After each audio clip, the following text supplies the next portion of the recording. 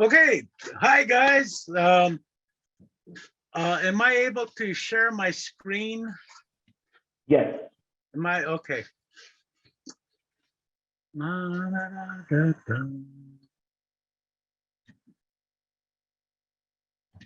You can see it? Yes.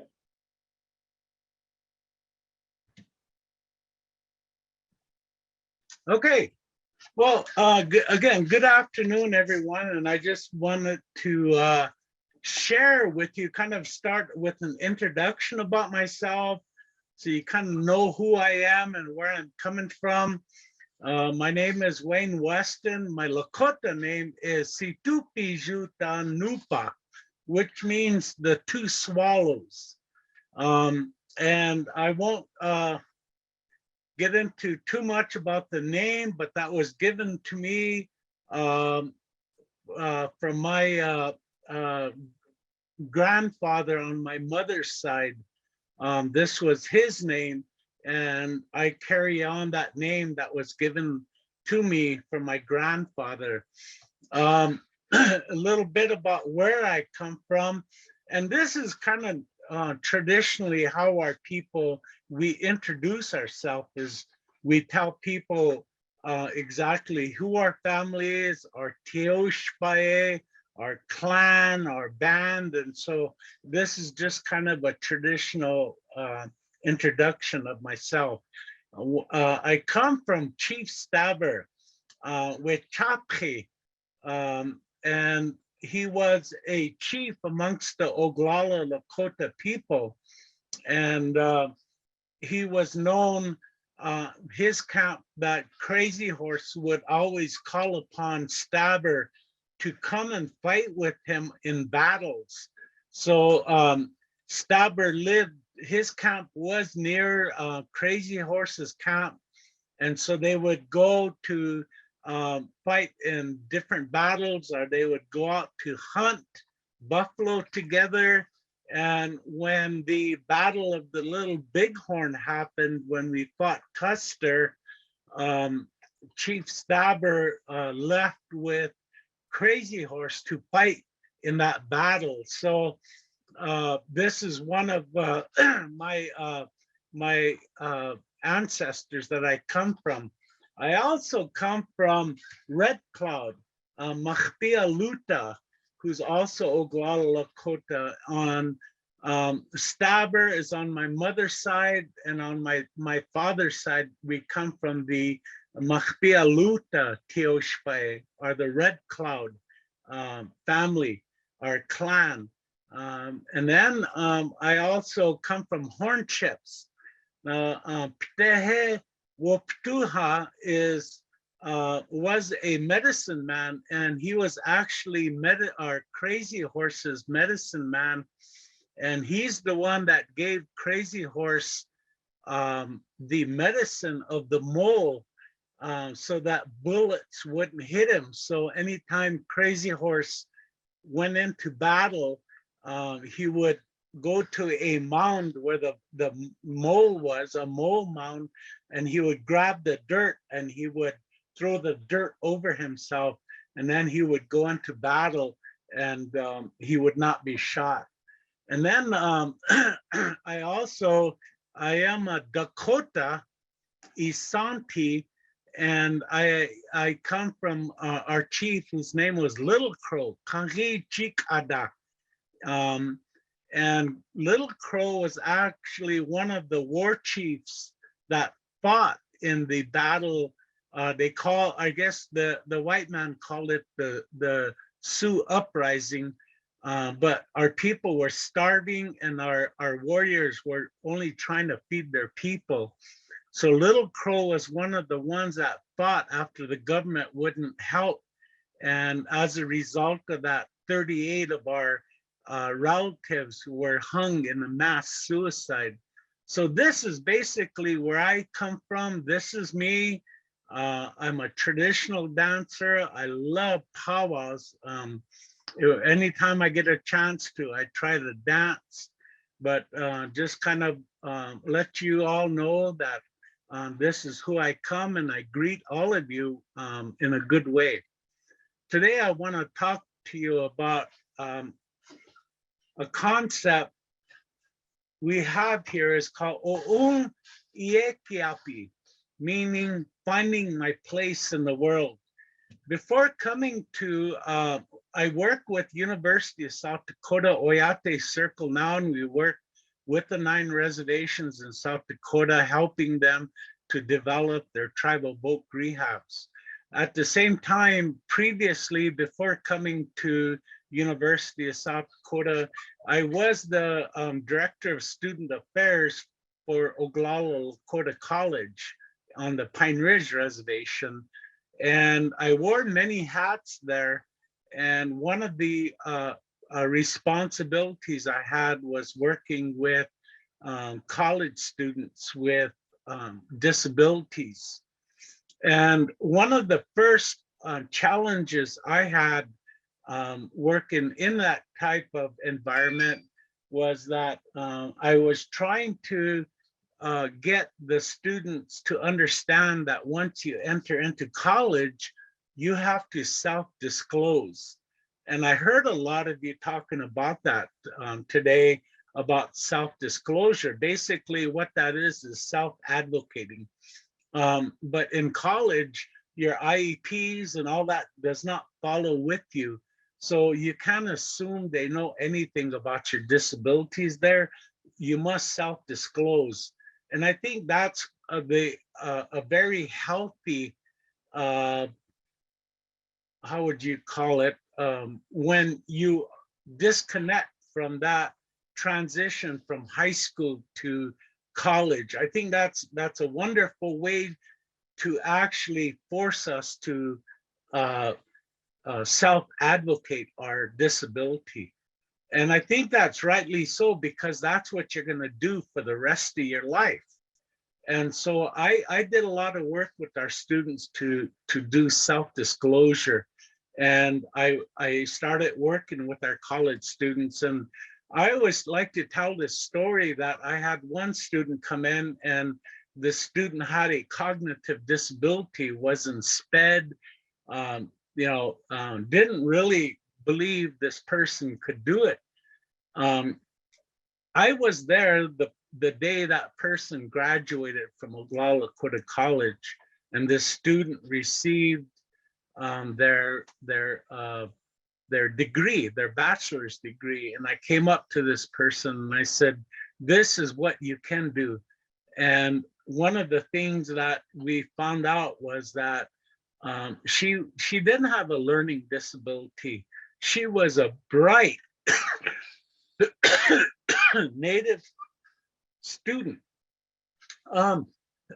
You're gonna kind of have to excuse me with my coughing and so forth. This is I'm a long hauler of COVID, and I one of the things that happened was I have a respiratory problem I've never had before, and I'm dealing with it. So I kind of cough a lot here and there, and I have to take my asthma spray to help me. So excuse me, I want to apologize beforehand. But one of the things that what happened was they misdiagnosed her, that she did not have a learning disability. She had she was learning differently.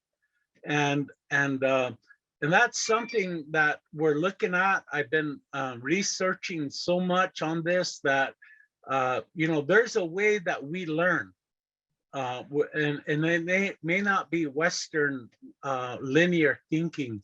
It's a different way. So a lot of times we're being misdiagnosed, and we don't have a learning disability. We just learn differently the way our ancestors taught. So when we talk about disability in our culture, and I've been down there last week visiting some of the bands, and we went to this one band, and I asked, what is your how do you say disability in your language? And this lady was thinking about it, and she said, there is no language for disability. This is probably most true with all of our tribes. Some may have a different version, but I don't think that we really understand what disability is from a Native perspective. And so for me, when I was doing my research and trying to find about disability, basically there was a whole different concept of how we did. The closest word I came to was hushte, which means you have a limp or lame. I mean, that's just basically an observation of a person, not that the person has a disability. And that's the way our people look at it. And we were, this way, we didn't understand that anybody had a disability. All we knew, they had a purpose in life. They had something that was that they had to do in life. And so it's something that we have, that each and every one of us, we find our place in the world. And I like using this example. A warrior went to battle, and he was wounded real bad in the arm. He could no longer use his arm. So the warrior cannot go on these rides and fight in the battle with one hand. But the people never looked at the warrior as a disability. What they did was all they expected of this warrior was that, well, how are you going to still be a part of society, to be a part of the people? What are you contributing then? And that was kind of the question to that warrior. Now this is what's going on. What do you do next? And that's what the people looked at him. They didn't say, oh, you have disability.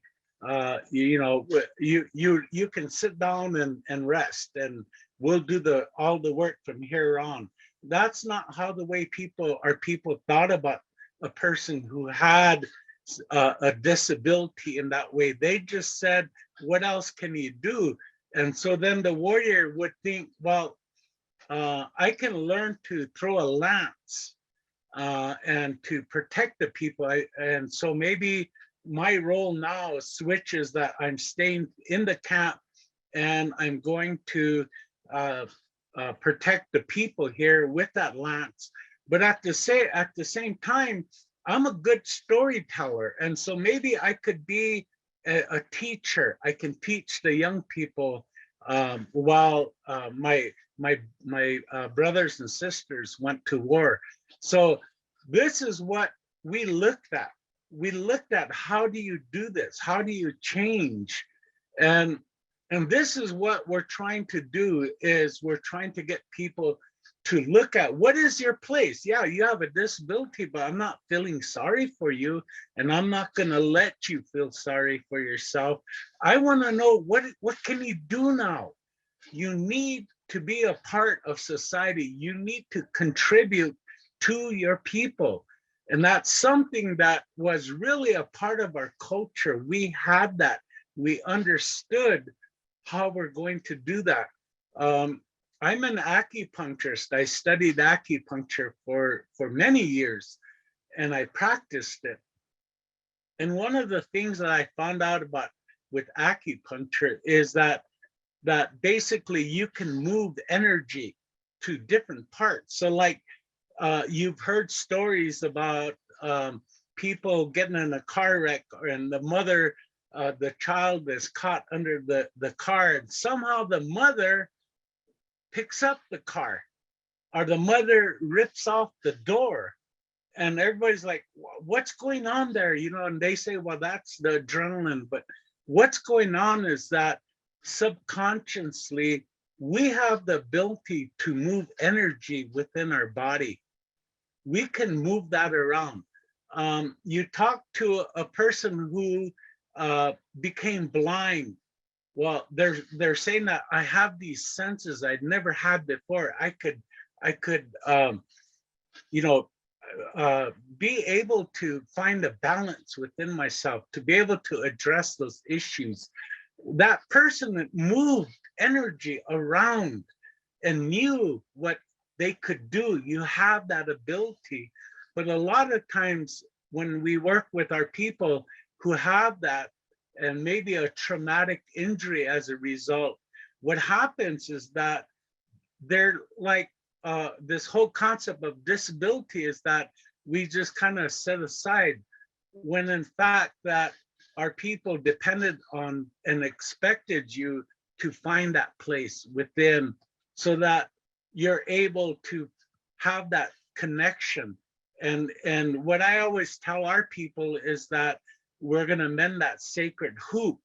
And you have to realize that the Turtle Island, there's a spider web that protects the turtle, that keeps it safe. And that connection we had as indigenous people, this web that went across was connected by our energy, all of us as indigenous people. And so whenever one part is hurting, all of us are hurting. So you look at all of us where we come from, you look back on our homelands, our reservations, our reserves, our rancheros, what you're gonna see is that we're all hurting. So the hurt of one is the hurt of all. But if we heal together and reconnect that spider web of energy across, then what's going to happen is that everyone will feel that wellness. So this is how that perspective as Native people, we're trying to do this, so that we're going to show that we are resilient, we are adaptable, and we can strengthen our nations and become great on this Turtle Island again. So when you talk about my place within the people in the world, one of the things that we look at is that in this culture, we look at 7 generations. That's kind of our goals that we set as Native people. We all set goals. So for us, we set a goal. If you counted the 7 generations, add them up, you're going to get around 120 to 140 years. How many of you ever looked that far in the future, let alone 20 years? One of the things that I've been involved with was strategic, like a 5-year strategic plan. This is what we're going to do. But we realize that that's just 5 years. We all look at around us, not the way our ancestors looked at the world. We looked at it so far in advance. And how our people did it is that they went on the vision quest. They went on the hill and they were looking and asking the creator for this vision. That would go for 7 generations. And this is what, if any of you read Black Elk Speaks, he talks about the 7 generations. It's a beautiful book, and I recommend you to look at it. But Black Elk looked at it like this. He looked at these generations, and basically that, I'm just talking about Black Elk's vision, because all of us have visions. Your parents, your grandparents, your ancestors, they had a vision. And you today, you're sitting in this audience right now, you are considered someone's 7th generation. Your ancestors prayed that you would maintain your life as an indigenous, proud man or woman, and that you're going to utilize the teachings of the ancestors. So when Black Elk talked about this, he talked about within those generations in his time. So like for me, I would look at the first generations as my great grandparents. So I would look at Black Elk as my great grandfather, and then the 2nd generation are my grandparents, and then the 3rd generation would be my parents, and then I become that 4th generation, and that's where I am today. And I need to realize that the next generation, my children need to learn what was told to me. And then my grandchildren, actually, I'm a grandfather and I'm teaching them the ways of what Blackout talked about is mending the sacred hoop. And then that seventh generation will be my great grandchildren, and that's where it's going to end about Blackout's vision about mending the sacred hoop. So basically, me or us as the fourth generation, this is how it's going to be done. If we're going to mend our sacred hoop of a Turtle Island, that this place as indigenous people, if we are going to be strong, we need to know our people and our history. Everything. You need to go back and you need to start researching your ancestry and try to find out what is the vision. And you can find that out through the storytellings and everything that are there. They left us that message. Now it's up to you as the youth to search for it. Nobody's gonna do it for you. This is what you're going to do if you're going to actually finding your place in the world, because you're going to have to prepare the future generations, and these are your children, your grandchildren, your great-grandchildren. That is part of this vision that we look at finding our place in the world. So disability or not, you are part of this, and you need to be active and to really work on teaching. It's your place, and especially now that I've heard the stories about the strengths and the things that you found that made you be who you are today. That's what you're going to do, is you're responsible to teach the next generation these lessons. So that's how we look at finding our place. The other thing is calling back your spirit. That happens to a lot of our people today, and especially involved with any type of disability, that through a car crash or maybe through diabetes, you lose a limb, or you went blind, or anything that you have. A lot of our people have this type of trauma, and what happens is your spirit leaves, and it's something that each and every one of us have to do. We have to call our spirits back. Our spirits leave us at times. And when we do that, and then we will start seeing ourselves the way we truly are. We're warriors, women and men warriors, helping our people. That's why it's so important to call your spirit back. And last week was so powerful because we were at a conference in Phoenix, and I heard a Hopi educator speak, and he talked about his brother's journey with the disability. And as I listened to his story, I said, his brother actually did his calling back his spirit ceremony in that journey he took in life. And so I shared it with him. I said, our cultures are not different. Our language may be, but how we look at life, how we address those philosophies we have are all the same. And so it's something that hopefully that we will see, that we need to find those. We need to search our ancestral ways, and they're going to reveal so much information to you. You're going to be overwhelmed that you had such abilities in your life. So when he called us spirit back, this was even our mothers. When I was growing up, my mother called my spirit back, and that's something I really thought was so powerful. And it was because of that. And my spirit, I was playing with my friends outside, and my mother told me to come in to supper, and I couldn't do it. I didn't want to, but I had to. Well, my spirit stayed And it was saying there, I'm not going to leave. I want to continue playing. So in our culture, the mother calls your spirit 4 times. So then that spirit will kind of like in a pouting way follow you back into your shell, and their spirit will come back to you again.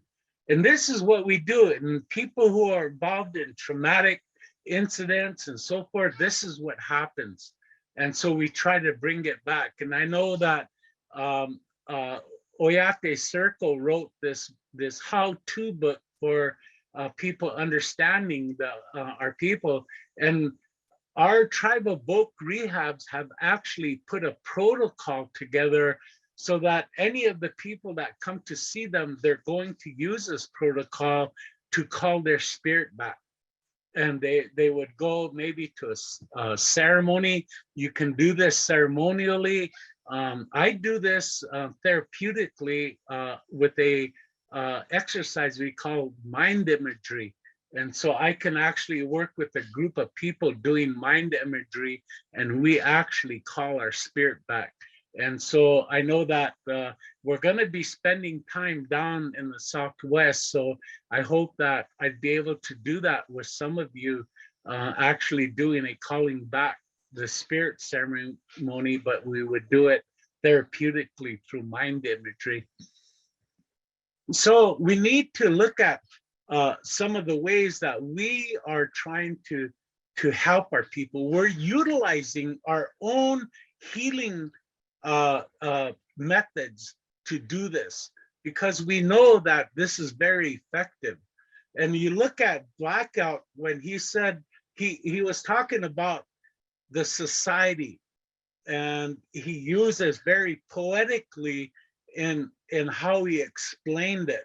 But he talked about a flowering tree with many circles, and at that tree that shelters them was one mother and one father, and it was holy. So I like to visualize that, and this is what I see.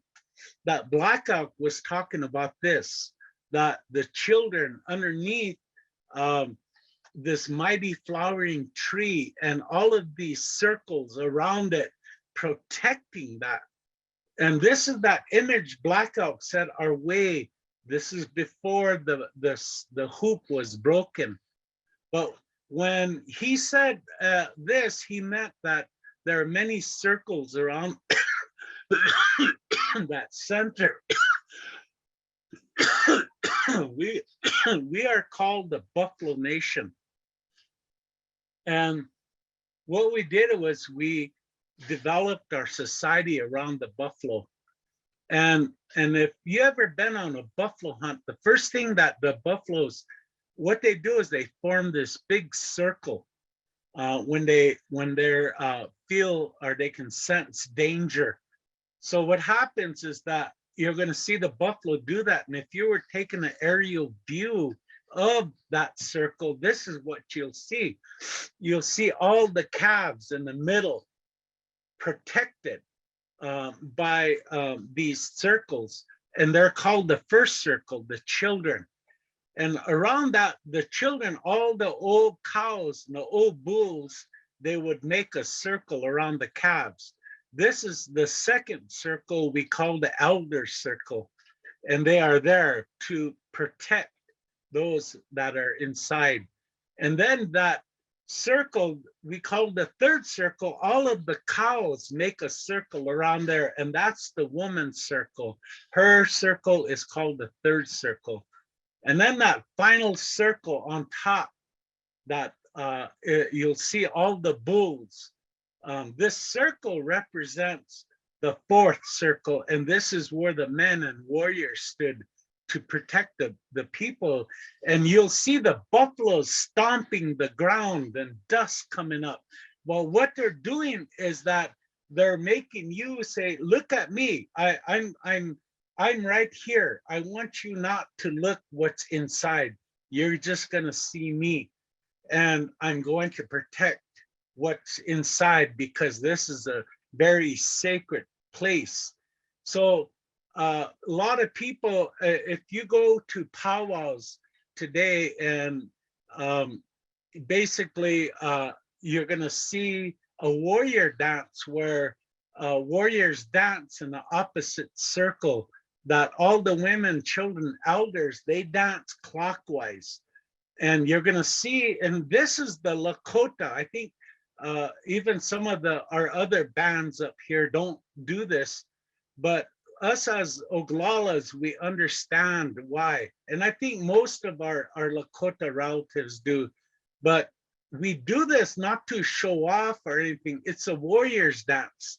So the next time you go to powwow, you see the men dancing counterclockwise, then you're going to understand why they're dancing that way. They're doing a warrior society dance by doing the opposite. They're showing themselves and protecting themselves. This is what our culture did. But after Wounded Knee, Blackout said it's dying. All this is dying today. And so there's no longer any center, and the sacred tree is dead. And that's what I see today. This is what our people, all of us, when we go back to our reservations, this is what we see. So a lot of us leave the reservation because we know that we're going to leave our relatives. And the hardest part is that some of our relatives just stay there to die. And we got to reach our relatives there, because this is what's happening with our broken hoop, or the broken, the missing what we're doing. It's marginal. All these hoops, we hardly see our nation back together. And so this is what, for us, we see our youth, that inner circle right there. This is what we see happening to them. The attack on our young people, all of this is going on. And what are we going to do? This continues. Look at all of the murdered and missing Native women and the children that are being taken for human trafficking. All of the suicide, our young people joining the gangs and dropping out of school and getting into drugs and alcohol, and not looking at their own culture as something good. You know, we're faced with many bullying, genocide, loss of identity, colonization, violence, and the list goes on. And this is where we're at. And this is what Blackout talked about. A nation hoop is broken. So when we try to look at the healing part of this, mending that sacred hoop, this is what for us is that we have to find your place in your circle, and that circle of the people. Find out what you can offer the people. What is your role in that circle? How will you balance that role in a bicultural world? Find your strength and weaknesses are. Set an action plan to build on your strength and weaknesses. Prepare yourself physically, spiritually, mentally, and emotionally. Make your commitment to yourself, to your people, and to the Creator.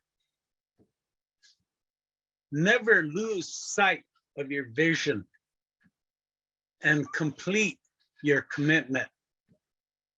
I wanted to kind of close with this and showing you this picture.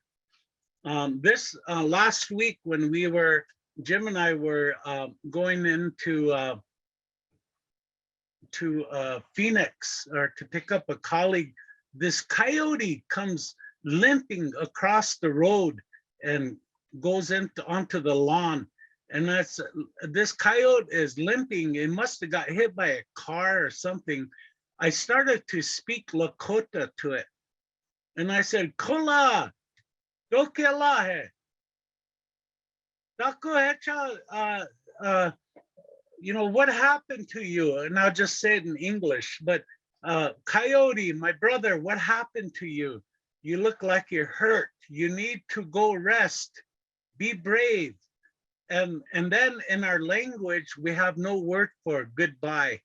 And so we say Doksha, meaning I'll see you later.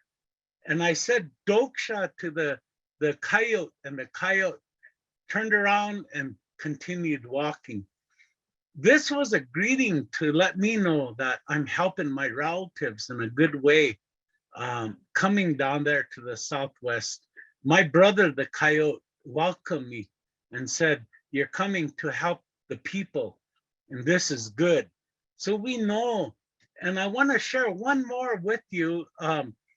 It's a video, and I tried to get the video up, but it was kind of difficult. But I want to show you in terms of what happened when I returned from the Southwest, and I went to Bear Butte to cleanse and to pray and to get strength. And I took this back road back to Rapid City, and I stopped, and I was out there praying and looking at the scenery, and I had my camera, and I turned around and I saw this, and so I turned on my camera and just watch and listen. It's kind of windy, but listen to that anyway. There's an important message to it.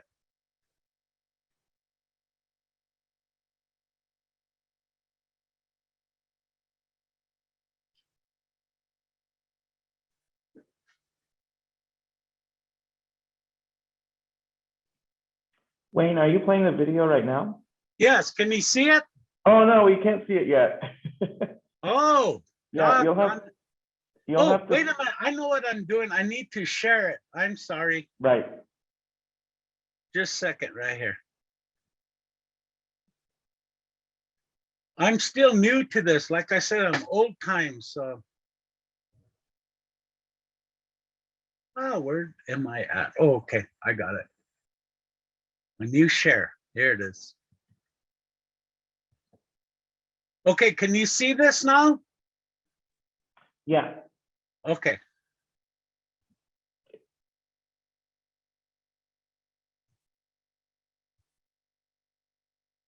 We can't hear anything. Can you? Well, it's okay. Just watch it, and then. Okay. But these are the relatives. The four-legged.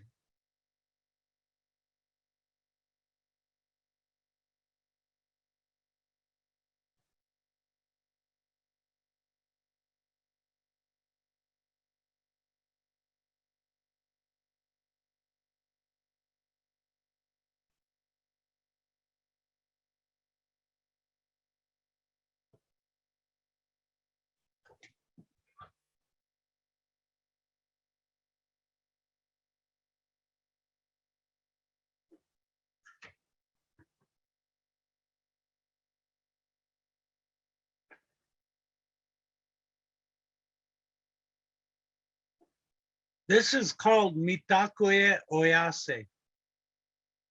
This is what we want to do. We want to connect with everything around us. That the four-legged is my relative, like the coyote and like the horse, the wing, the eagles, the hawk, the ones that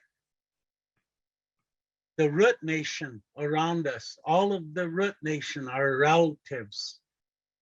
These are what we are as indigenous people. This is our relationship. We all have this ability to have this kind of relationship, but it's opening your spirit and your mind to be indigenous. And these relatives will come to you, and they will help you in times of need. So I wanted to share that with you. And, you know, I really think that this is something that as Native people, as indigenous people, this is who we are. And we need to move in that direction. We have to, I call it decolonizing ourselves. There's a lot of words how to do this. But when we do this, this life will open up to us. These relatives will come to us. and we will understand what Mitaku Oyase is. We are all related. All of us here today at this conference, we are related, and you cannot take that away. When you see each other, treat each other as relatives, call each other cousin or my sister cousin or something in that way to bring meaning. You're going to feel that once you do that. So I want to thank you guys for allowing me to share this, because this is beautiful. And being an indigenous way of life is beautiful, and we could live it in two worlds. It's possible. So thank you for giving me this time, and I know that we'll get to know each other more. We'll be down that area every once in a while to come and help you. So in my language, I say, Heche tuelo. That is all.